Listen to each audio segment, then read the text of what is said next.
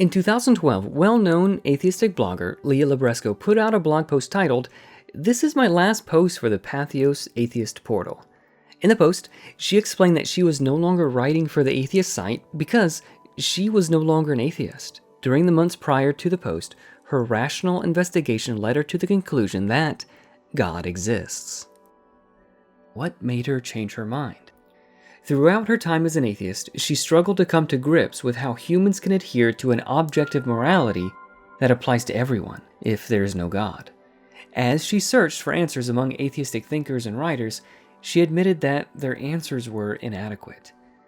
In an interview, Libresco noted that her conversion from atheism to theism was kind of the same thing with any scientific theory, almost, that it had more explanatory power to explain something I was really sure of. I'm really sure that morality is objective, human independent, something we uncover like archaeologists, not something we build like architects. Her intellectual honesty regarding morality is refreshing to see.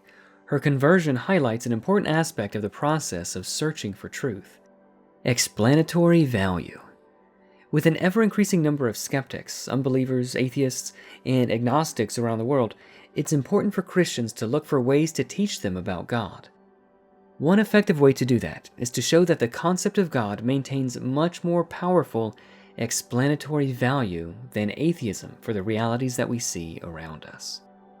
So, when approaching a fact that both theists and atheists agree on, like objective morality, the question would be which idea, theism or atheism, explains it best.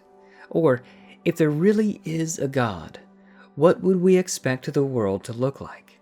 Leah recognized the reality of objective morality and concluded that if atheism were true, there would be no objective morality. Everything would be mere opinion. But if there is a God, then objective morality is exactly what we would expect to find.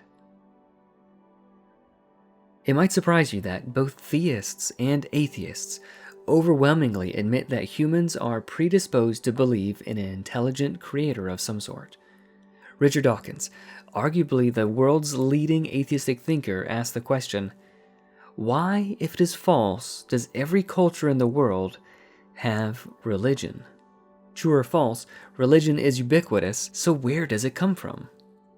His statement highlights the fact that religion is universal to mankind and has been in every human culture ever studied. So deeply religious are humans, Dawkins refers to their desire to recognize some type of creator as a lust for gods. The late atheistic writer Christopher Hitchens wrote, Sigmund Freud was quite correct to describe the religious impulse as essentially ineradicable until or unless the human species can conquer its fear of death and its tendency to wish thinking. Neither contingency seems very probable. Renowned atheist Sam Harris was forced to admit the truth that the concept of God is an inherent human predisposition. He wrote, similarly, several experiments suggest that children are predisposed to assume design and intention behind natural events, leaving many psychologists and anthropologists to believe that children, left entirely to their own devices, would invent some conception of God. The research to which Sam Harris refers is extensive.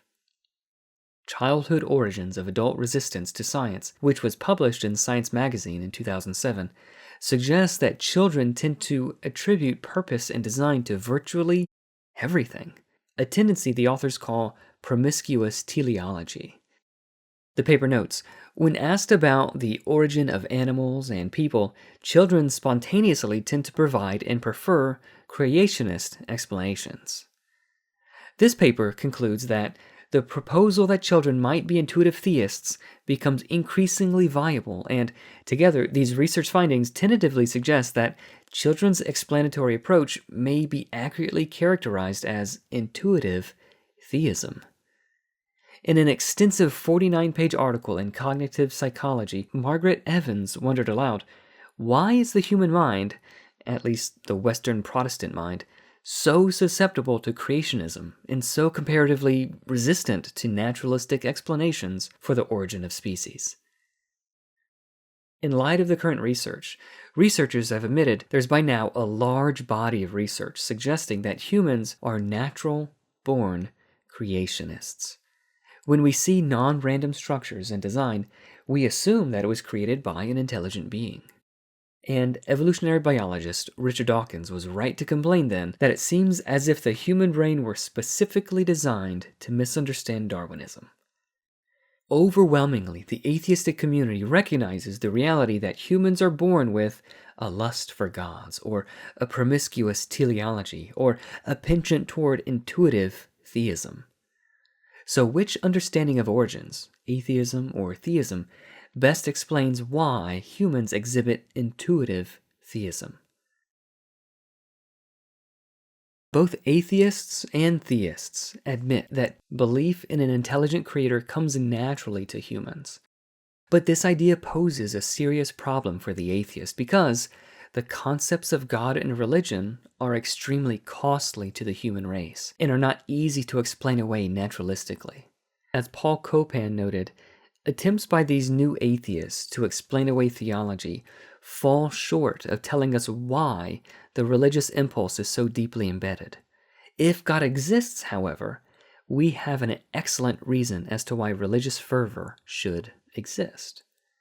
In other words, if there really is a God who is an intelligent, supernatural creator who loves mankind and desires that mankind should know the truth, what would we expect to see? We would expect to find people pre-programmed for a belief in God. Of course, we wouldn't expect all humans to come to the proper conclusion that God exists, since a loving God would equip humans with the capacity to choose what to believe and how to behave. That an intelligent designer exists is the answer that has the most powerful explanatory value. In fact, further reading into the atheistic literature makes known the fact that atheism is unnatural, in the sense that it is not how the human mind is designed to perceive the world. Remember this article titled Childhood Origins of Adult Resistance to Science? By science, they mean atheistic evolution. Notice that they said, the main reason why people resist certain scientific or atheistic evolutionary findings, then, is that many of these findings are unnatural and unintuitive. This article agrees. The implication is that children's science failures may, in part, result from inherent conflicts between intuitive ideas and the basic tenets of contemporary scientific thought. In Dawkins' discussion of the situation, he says that humans are innately predisposed to be creationists, and natural selection makes no intuitive sense. Thus, he concludes that children are native teleologists, and many never grow out of it. Notice the admission by these atheistic writers.